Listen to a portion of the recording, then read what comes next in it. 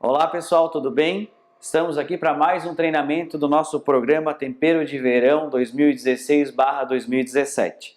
O nosso assunto de hoje, frente de caixa.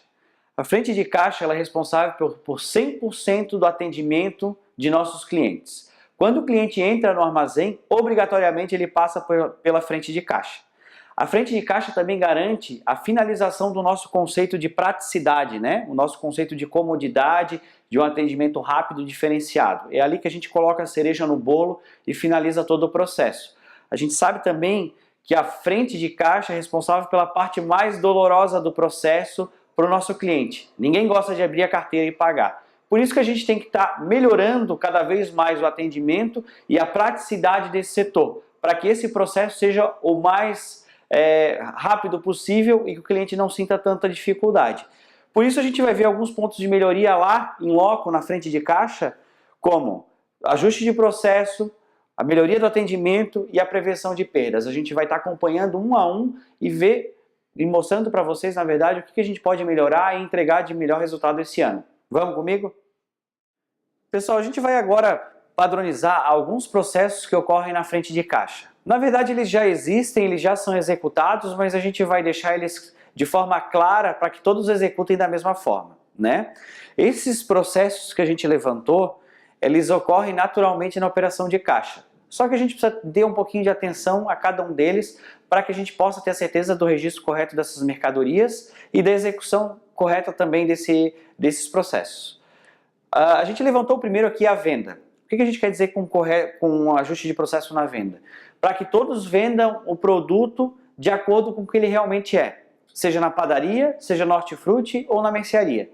Um exemplo, laranja pera por laranja Bahia, uma diferença de preço grande e produto totalmente diferente um do outro no sistema de estoque. Como a gente viu naquele vídeo de treinamento que a gente passa sobre prevenção de quebras e perdas, todos os produtos eles precisam ser vendidos no código correto para que o sistema entenda essa parte de fluxo de estoque, né? Porque se você vender um produto pelo outro, um vai ficar com estoque negativo e outro com positivo demais, né? Então isso é muito importante a gente ter uma atenção na venda do produto correto pelo produto correto.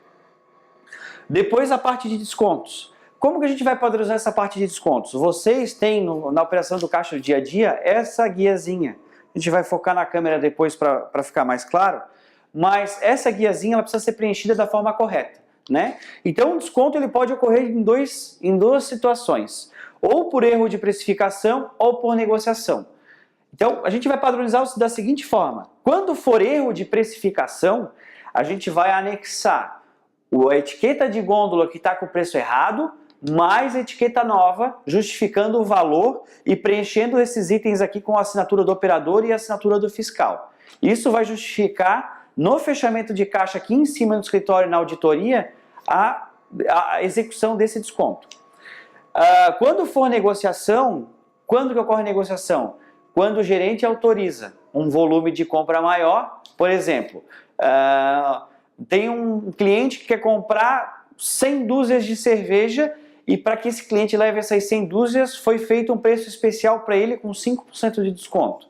Quem que autoriza isso? O gerente, com supervisão do comercial. Então o gerente terá que assinar essa guiazinha aqui para que suba no fechamento. Então no fechamento a gente vai ter um rigor maior sobre essa parte de descontos, tá? No cancelamento funciona da mesma forma. Quando ocorrerem cancelamentos, a guia deve ser preenchida e a justificativa deve ser montada. A gente vai ter lá embaixo um quadrinho com uma série de motivos, de 1 a 10 ou de 1 a 12, a gente vai levantar 12 motivos que justificam esses cancelamentos, né? Ou esses descontos também, a gente vai ter uma tabela que vai auxiliar nesse processo. Então, por exemplo, cancelamento por erro de operação, cancelamento de item por erro de operação, que o cliente, na verdade o operador ele foi passar um produto pesável, como uma banana, e acidentalmente ele pesou como se fosse abacate liso. Então ele vai ter que cancelar esse item e passar essa banana novamente. Então para esse motivo vai ser um erro de operação. E dentro dessa lista vai ter lá, motivo 01, erro de operação. Motivo 02, erro de impressora fiscal ou de maquinário. E a gente vai criar essa lista de motivo que deve ser preenchida nessa guiazinha aqui. Então, desconto e cancelamento tem que ter a guia. No dia a dia a gente vai ter essa guia para preencher. Depois o fechamento de caixa. O fechamento de caixa nosso é feito na presença do fiscal de caixa e do operador, preenchendo essa guia. Então essa guia deve ser preenchida da forma correta. E o que a gente preenche nessa guia? Não é o relatório de caixa, a gente preenche o que está fisicamente na nossa mão. Então a quantidade de dinheiro que a gente tem de fato no caixa, a quantidade de comprovantes, a quantidade de cancelamentos, de descontos, enfim.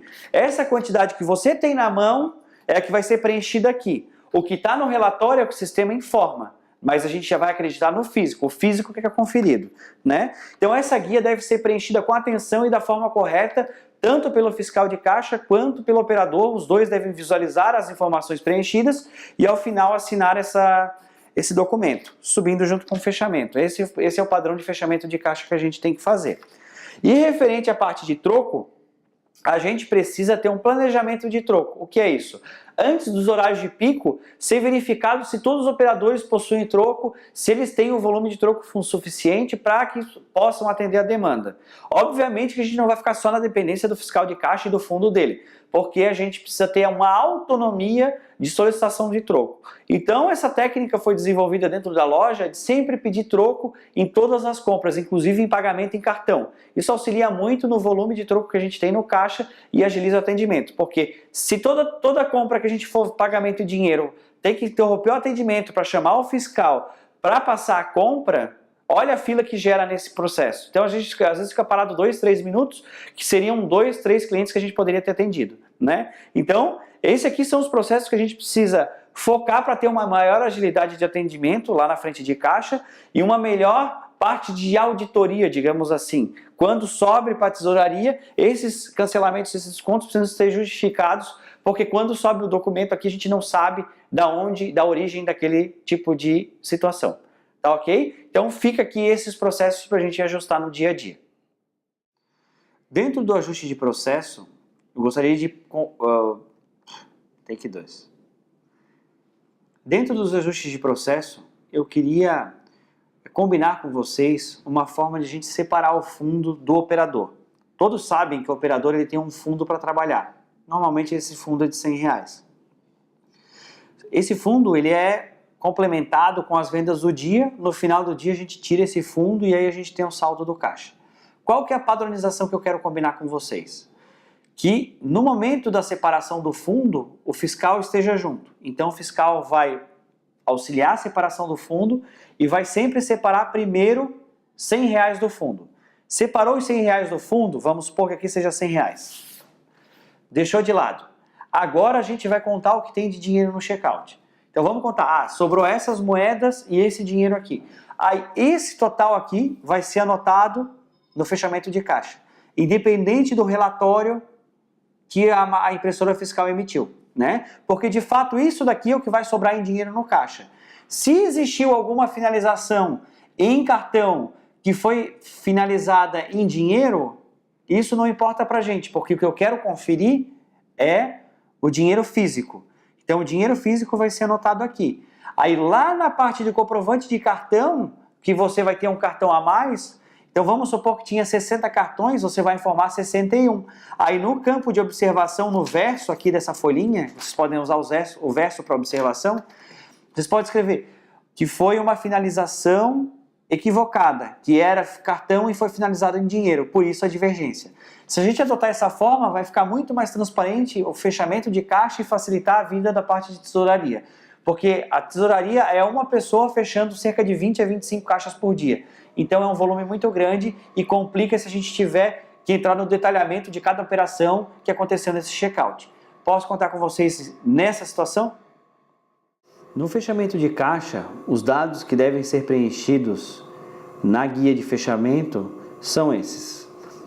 O operador, no nome de quem está aberto o caixa, fiscal, quem está fechando o caixa, a data, a hora e o número do PDV que está operando, certo? Os dados que vocês vão ter que preencher são os seguintes. O relatório é o que sai na impressora fiscal, né? Através do relatório gerencial, aquela funçãozinha lá que a gente tem de fechamento de caixa. E o físico é o que realmente vocês têm. Então, por exemplo, se no dinheiro está pedindo R$90 e vocês têm R$93, vocês vão botar 93.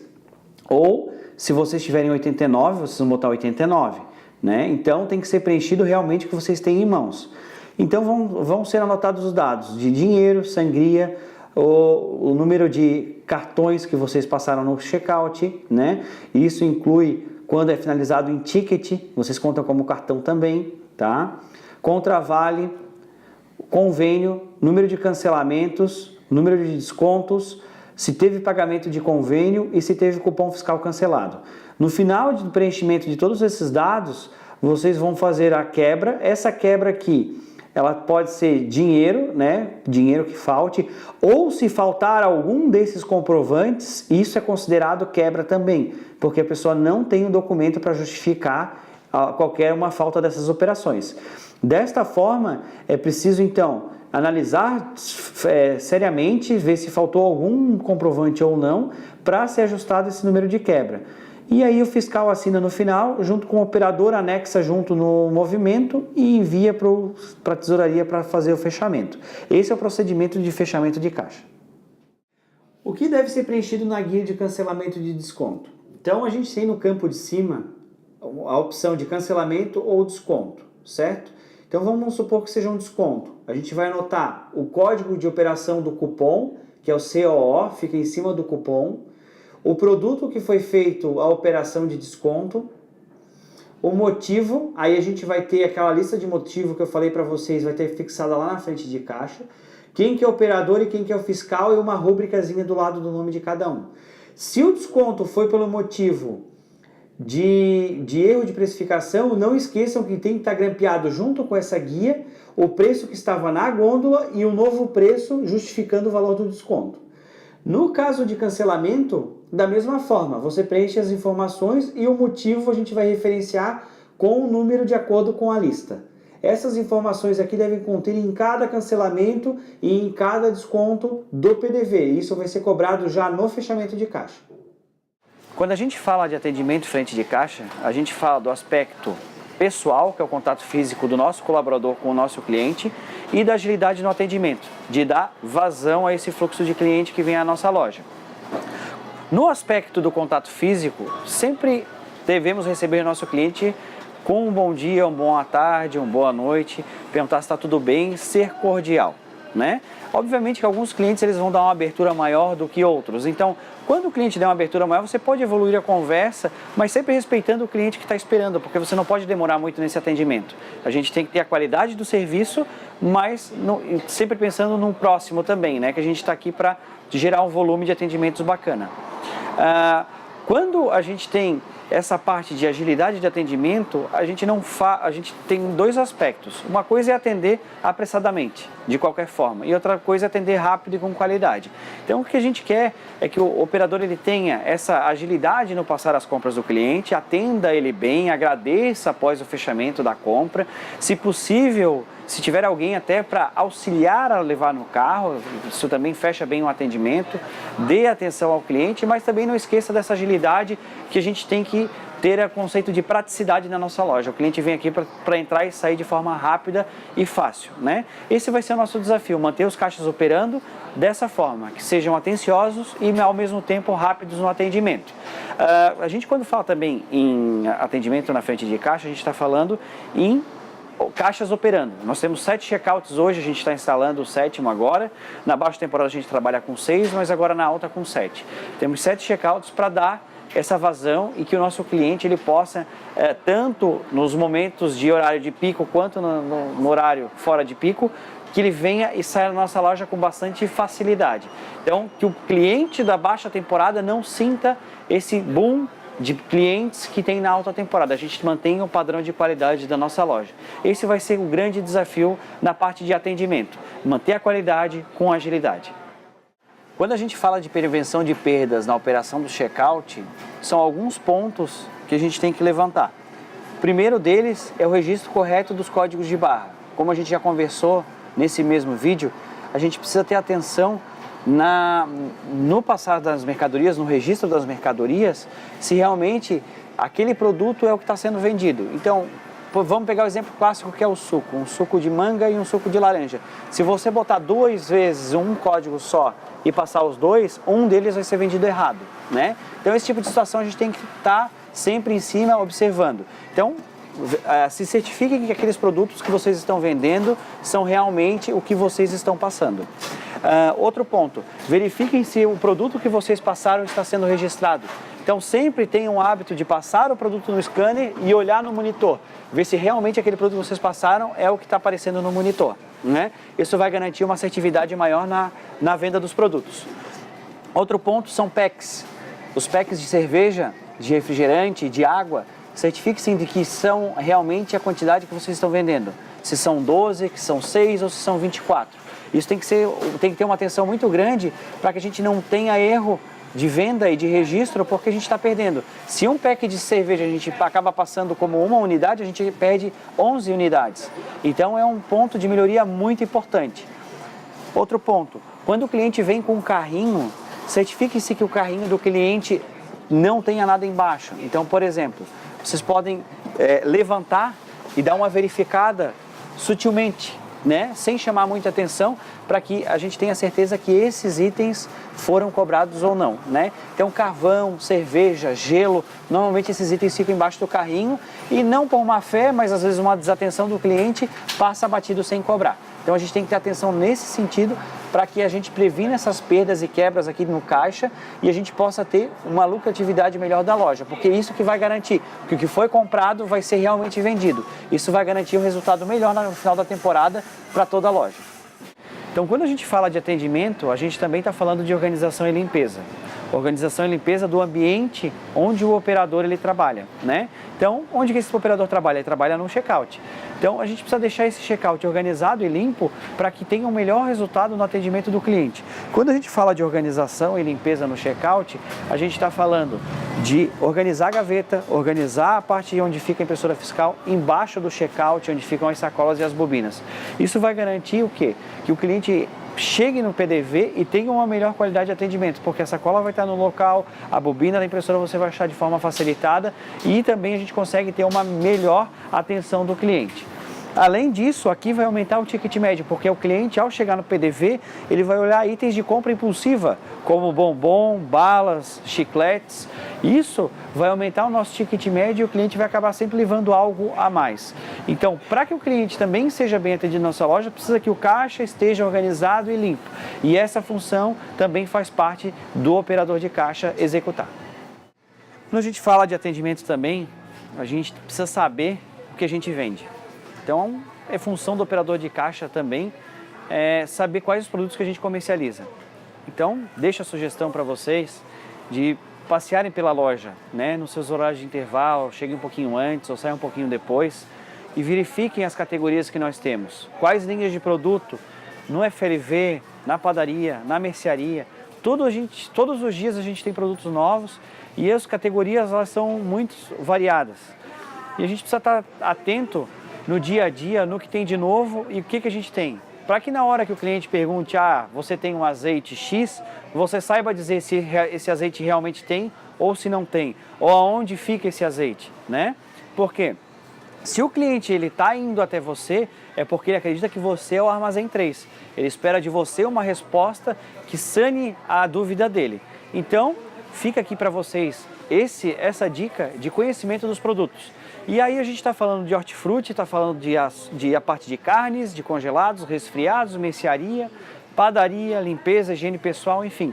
Todos os itens que a gente trabalha, vocês precisam ter uma noção básica e conhecer esses itens.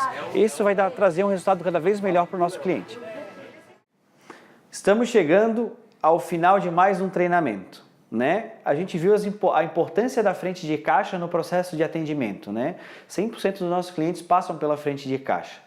Eu acredito que esse ano a nossa equipe está muito boa, porque a gente tem um pessoal com bastante experiência e uma equipe grande. A gente vai ter uma flexibilidade bem bacana para que os horários de pico seja com 100% de operação em todos os PDVs. A gente montou para isso e eu acredito que a gente vai conseguir atingir esse objetivo. A gente espera que essa equipe seja focada na agilidade e na execução correta dos processos, que façam tudo de acordo com o treinamento. né? Eu acredito que o ponto de melhoria da nossa equipe seja justamente esse, que a gente possa atender o cliente mais rápido e da forma correta, né? Se todos pensarem dessa forma, a gente vai conseguir entregar o resultado, que é o cliente entre em nossa loja e saia sem enfrentar filas ou no menor tempo possível, né? A gente vai conseguir entregar esse resultado, essa experiência de compra Armazém 3. Eu deixo aqui a minha mensagem, peço a colaboração de todos, que abracem nosso projeto, que sigam junto conosco e vamos firmes, que juntos a gente é mais forte e conseguimos o crescimento profissional de todos. Muito obrigado e até o próximo treinamento.